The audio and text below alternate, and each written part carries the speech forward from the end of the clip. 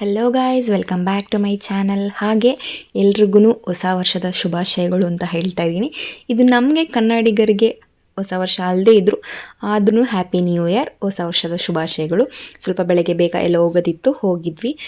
Night ಒಂದು cake ತಗೊಬಂದಿರಲಿಲ್ಲ, ಹಾಗಾಗಿ ಒಂದು ಆ್ಯಪಲ್ ಕೇಕ್ ಅಂದ್ಬಿಟ್ಟು ಇದನ್ನು ತಂದುಬಿಟ್ಟು ಕಟ್ ಮಾಡಿಕೊಂಡು ಇದನ್ನೇ ಹ್ಯಾಪಿ ನ್ಯೂ ಇಯರ್ ಕೇಕ್ ಅಂತ ಹೇಳಿ ಸೆಲೆಬ್ರೇಟ್ ಮಾಡಿದ್ವಿ ನಮ್ಮ ಮನೇಲಿ.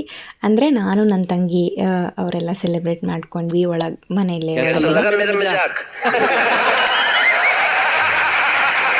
ನೈಟ್ ಏನು ಸೆಲೆಬ್ರೇಟ್ ಮಾಡಲಿಲ್ಲ ನಾವು, ಸೊ ಬೆಳಿಗ್ಗೆ ಎದ್ದ ಮೇಲೆ ಸೆಲೆಬ್ರೇಟ್ ಮಾಡಿದ್ವಿ. ನೈಟು ಫುಲ್ ನಿದ್ದೆಯಲ್ಲಿದ್ವಿ. ನೈಟ್ ಯಾರು ಸೆಲೆಬ್ರೇಟ್ ಮಾಡ್ತಾರೆ, ಬೆಳಗ್ಗೆನೂ ನ್ಯೂ ಇಯರ್ ಇರುತ್ತಲ್ವಾ, ಹಾಗಾಗಿ ಬೆಳಗ್ಗೆನೇ ಸೆಲೆಬ್ರೇಟ್ ಮಾಡ್ಕೊಂಡ್ವಿ. ಚೀಚಿ ಆಮೇಲೆ ಆಮೇಲೆ ಅಷ್ಟೇನಾ? ಕಬಾಬು ಆಮೇಲೆ ತಟ್ಟೆ ತಗೋಬೇಕು, ಹಂಗೆ ತಿನ್ನೋಣ. ತಟ್ಟೆ ತಗೋಬೇಕು, ತಟ್ಟೆ ತಗೋಬೇಕು. ಲಡ್ಡು ಬಂದಿದ್ಲು, ಅವಳ ಹತ್ರ ಸ್ವಲ್ಪ ಮಾಡ್ದಿರೋ ಊಟನ ತಂದಿದ್ದೀನಿ ಅಂತ ಹೇಳಿ ತಿನ್ಕೊಂಡು ಅಲ್ಲಿಂದ ಚಿಕ್ಕಪ್ಪ ಅವ್ರ ಮನೆ ಇದು ಕೇಕ್ನ ತೊಗೊಂಬಂದಿದ್ರು ಕಟ್ ಮಾಡೋಕ್ಕೆ ಅಂದ್ಬಿಟ್ಟು. ಸೊ ಅಲ್ಲೋಗಿ ಎಲ್ಲ ಮಕ್ಕಳನ್ನೆಲ್ಲ ಸೇರಿಸ್ಕೊಂಡು ಕೇಕೆಲ್ಲ ಕಟ್ ಮಾಡಿಕೊಂಡು, ಸೊ ನಾವು ಹಾಗೆ ಒಂದೊಂದು ಸ್ವಲ್ಪ ಪೀಸ್ ಎಲ್ಲ ತೊಗೊಂಡು ತಿನ್ಕೊಂಡು ಫೋಟೋಸ್ ಎಲ್ಲ ತೊಗೊಂಡು ವಿಡಿಯೋ ಎಲ್ಲ ತೊಗೊಂಡು ಬಂದಿದ್ದಾಯಿತು. ಸೊ ಹೀಗೆ ನಾವು ಈ ರೀತಿ ನ್ಯೂ ಇಯರ್ನ ಸೆಲೆಬ್ರೇಟ್ ಮಾಡಿದ್ವಿ. ಯಾವುದೇ ರೀತಿ ಜಾಸ್ತಿ ಏನು ಪಾರ್ಟಿ ಎಲ್ಲ ಮಾಡೋಕ್ಕೆ ಹೋಗಲಿಲ್ಲ. ಸೊ ನೀವು ಯಾವ ರೀತಿ ಸೆಲೆಬ್ರೇಟ್ ಮಾಡಿದ್ರಿ ಅಂತ ಹೇಳಿ, ಸೊ ಕಮೆಂಟ್ ಬಾಕ್ಸಲ್ಲಿ ಕಮೆಂಟ್ ಮಾಡಿ ನೋಡೋಣ. ನೆಕ್ಸ್ಟ್ ವಿಡಿಯೋದಲ್ಲಿ ಅದ್ರ ಬಗ್ಗೆನೇ related new year party related ಒಂದು ವಿಡಿಯೋ ಮಾಡೋಣ ಅಂತ ಇದ್ದೀನಿ.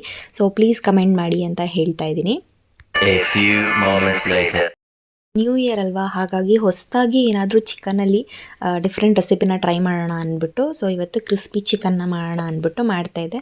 ಸೊ ನಾನಲ್ಲಿ 1/2 kg ಚಿಕನ್ನ ತೊಗೊಂಡಿದ್ದೀನಿ. 1/2 kg ಚಿಕನ್ಗೆ ಶುಂಠಿ ಬೆಳ್ಳುಳ್ಳಿ ಪೇಸ್ಟು, ಆಮೇಲೆ ಗ್ರೀನ್ ಚಿಲ್ಲಿ ಪೇಸ್ಟು, ಹಚ್ಕಾರದ ಪುಡಿ, ಅರಿಶಿನ ಪುಡಿ, ಗರಂ ಮಸಾಲ, ಧನಿಯಾ ಪುಡಿ, ಹಾಗೆ ಸ್ವಲ್ಪ ಕಾರ್ನ್ಫ್ಲೋರ್ನ ಹಾಕಿ ಹಾಗೆ ಉಪ್ಪನ್ನ ಹಾಕಿ ನೀಟಾಗಿ ಕಲಸಿ 1 hour ಮ್ಯಾರಿನೇಟ್ ಆಗೋಕೆ ಇಡ್ತಾಯಿದ್ದೀನಿ. ಯಾಕಂದರೆ ಈ ಮಸಾಲೆ ಎಲ್ಲ ಹಿಡಿಬೇಕಲ್ವಾ ಚಿಕನ್ಗೆ, ಹಾಗಾಗಿ ಒಂದು ಕಡೆ ಮ್ಯಾರಿನೇಷನ್ಗೆ ಇಟ್ಟು ಒಂದು ಕಡೆ ಚಿಕನ್ ಫ್ರೈ ರೆಡಿ ಆಗ್ತಾಯಿತ್ತು. ಸೊ ನೋಡಿ, ಈ ಥರ 1 hour ಮ್ಯಾರಿನೇಟ್ ಮಾಡಾದಮೇಲೆ ಈ ಥರ ಆಗುತ್ತೆ.